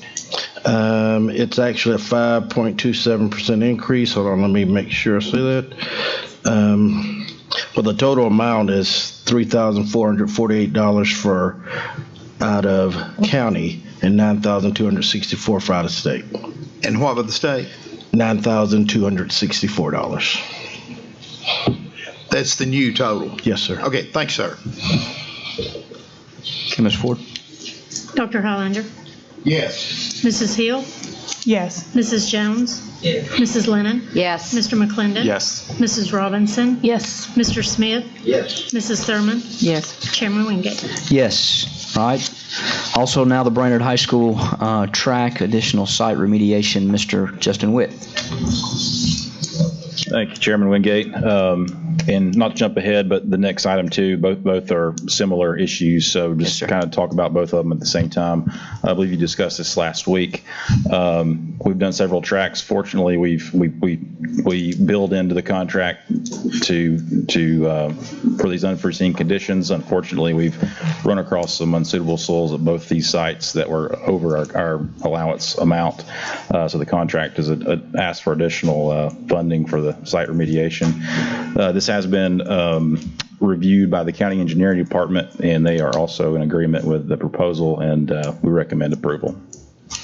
Okay, for the Brainerd High School track, do I have a motion to approve? Move to approve. Second. All right, Mr. McClendon? Do they do any soil test or anything when they come out? Because we're doing $100,000 in soil stabilization. And then concrete and stuff. I feel like it's the same company that they would at least, we wouldn't have to be spending another, what is it? Close to $100,000. $100,000. I mean, that's a pretty big miss on a bid, especially when you have a $70,000 allowance. So again, learning from Saudi Daisy track, we're doing Howard track, we did Hickson track. We had a pretty good understanding. We do have a geotechnical engineer involved as well. Again, you can do testing, you can do borings. And again, that gave us a pretty good guess. We hit those on the other projects. Just the depth of unsuitable soils that we've hit on these two projects were just a miss. Could I say, I talked to one of the engineers on this. He said, when they take samples in a certain part of a field, they go down, they take a sample, and you tell me if he misled me. He said, we go down and take it at one part, and we take it at another part, but then you've got a quarter of a mile or more of going around, and it could be quite variant because it's just sort of like the different layers of the subsoil change from area to area. So. Correct. Another good example I've got a friend of mine that builds a lot of Walmarts, and they did soil testing, soil borings, and they did the excavation, and they built the entire Walmart. Once they started digging, it was on a pinnacle. So all their borings missed the pinnacle that was right in the middle of the site. So again, it's an educated guess. Mrs. Thurman? Yes, I was just looking, do all of these expenses have to do with the soil stabilization? Most of them are soil. Even the concrete between the long and jump, and trip. All of this stuff, is all the same thing, or did they just miss all these things? If they did, we're going to have to do a better job bidding these things out. We just can't keep eating these costs. Most of these are, we would have been able to cover these small items, but again, the most of the expense is the soil stabilization. Well, even things like that should have been, I would think, in the initial bid on these things. Those are things that are again, going back to Saudi track, meeting with Steve Henry, a lot of things once you're on site, adding concrete sidewalks, some things that don't make sense once you get your end user involved. We were able to cover some of those costs in the allowance that we had built in. Again, with this one, I think what's driving the cost most of it all is the unsuitable soil. Does the company that does the bidding, do they do the soil testing? No, we do that third party. Okay, maybe we need to think of a better way to do that. That's an awful big overrun. We're up to $100,000 on 2 tracks to fix that problem. Maybe there's a better way to do it, or another company to use, or something like that. That just seems to be a little excessive to me. Go ahead, Ms. Robbins. I'll just say that we run into this a lot in my work, and to be honest with you, the issue is that it's actually an antiquated industry, and someone needs to figure out how to do this better in general. So we're not the only ones that are feeling this burn with these tracks. This happens a lot in the projects that I have for work too, and it's a really unfortunate thing, and it's missed a lot, but someone in that industry needs to go figure it out too. So I agree with you on that. Mr. McClendon. Yeah. How many of the tracks, I know we've built several, how many have we had to come back and do soil stuff on? We did some at Saudi. We've had to do some at Howard, obviously Brainerd, and we've had to do some at all. Gotcha. Again, it's that guess of how much, and when you start digging down deeper into the subgrade over the size of a track, that's the difficult part, is how do you quantify how much is good soil and bad soil. Who's the company we use, the third party for soil testing?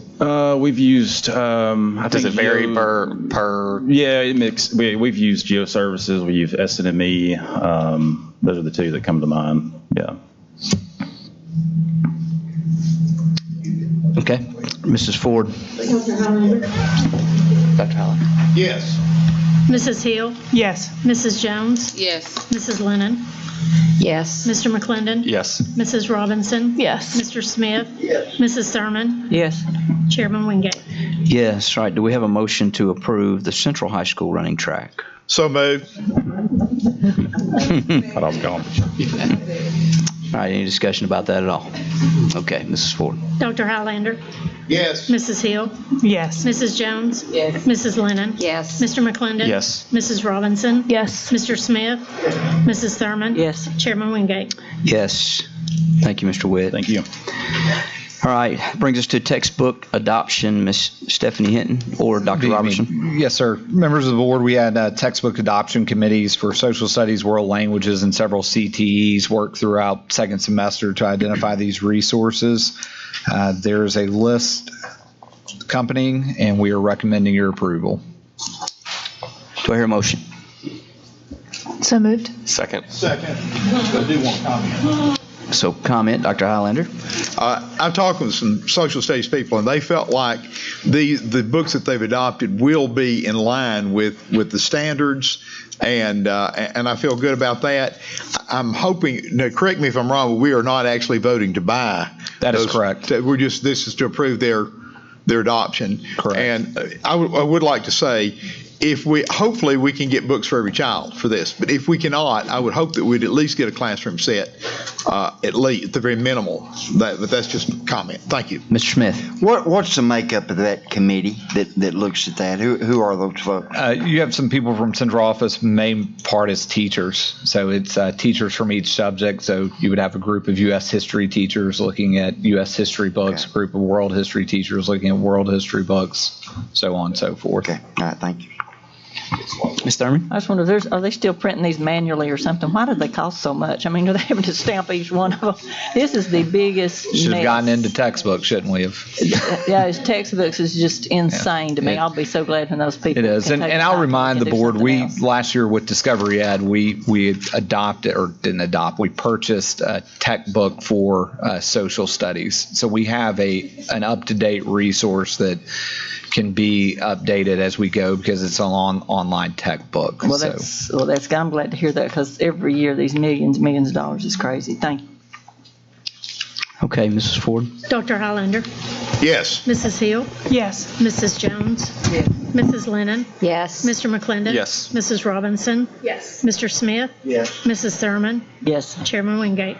Yes. All right, so we now have a motion to approve the schedule of sessions for 2019-2020. So moved.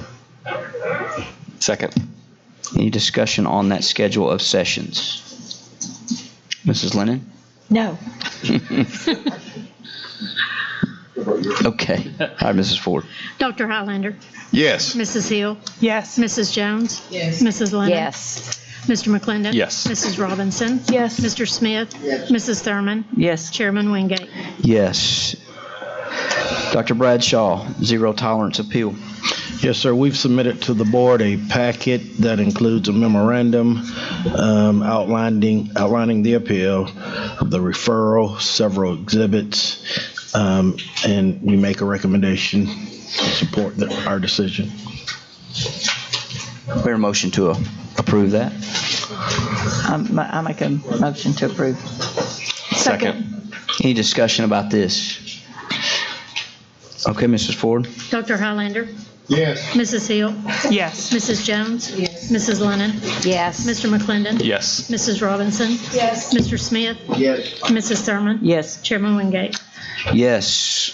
So, events and announcements here. Obviously, tomorrow is a spring holiday, leading us up to Easter weekend. I'd like to also make note of the Superintendent's Honors Banquet, which will take place April 29th at the Convention Center. You'll also see there a couple more budget work sessions, and our next regularly scheduled board meeting next month, May 23rd. Any other announcements anyone would like to make? Mrs. Lane? None? Okay, meeting adjourned.